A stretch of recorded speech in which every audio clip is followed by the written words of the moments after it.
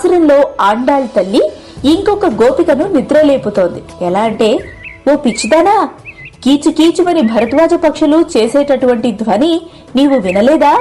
ఆ భరద్వాజ పక్షులు చూడు, రోజంతా ఆహారం కోసం చెరో చోటికి వెళ్లిపోతాయి కదా, అందుకే ఉదయాన్నే లేచి ఊసులాడుకుంటాయి. ఆ తర్వాత మళ్లీ సాయంత్రం ఒక గూటికి చేరగానే ఊసులాడుకుంటాయి. అంతటి ప్రేమ వారిది. ఆ స్వామి మనపై కూడా అంతటి ప్రేమనే ప్రసరింపజేయాలని నీకు లేదా? అందుకోసం ఈ ధనుర్మాస వ్రతాన్ని నువ్వు చెయ్యవా? లే అంటూ ఇంకో గోపికను నిద్రలేపుతోంది ఆండాళ్ తల్లి. అంతేకాదు, ఇలా కూడా అంటోంది. తమ తమ కేశాలలో పూల చేత అలంకరింపబడిన గోపికలు కవ్వంతో పెరుగు చిలుగుతున్నప్పుడు చేతి కంకణ ధ్వనులు, మెడలోని ఆభరణ ధ్వనులు అన్నీ కలిసి ఆ ధ్వని విజృంభించి ఆకాశాన్నంటుతోంది. అంత ఆకాశానికే ఆ ధ్వని వినిపిస్తూ ఉంటే నీకు వినిపించడం లేదా ఆ ధ్వని?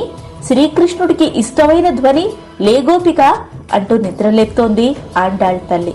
మరి ఈ సకల పదార్థములలో భగవానుడు అపారమైన వాత్సల్యంతో వ్యాపించి ఉండి కూడా మనం ఆయనని దర్శించుకోవడానికై వెళ్ళినప్పుడు ఎంత శ్రమపడి వచ్చారు నా దగ్గరికి, రండి రండి అంటూ ఆహ్వానిస్తాడట. మరి అంతటి ప్రేమని నీకు పొందాలని లేదా? లేగోపిక అంటూ నిద్రలేపుతోంది ఆండాళ్ తల్లి. అంతేకాదు, ఈ గోపికను ఆండాళ్ తల్లి తేజస్విని అని సంబోధిస్తోంది. తేజస్విని అంటే అత్యంత వెలుగును కలిగినది.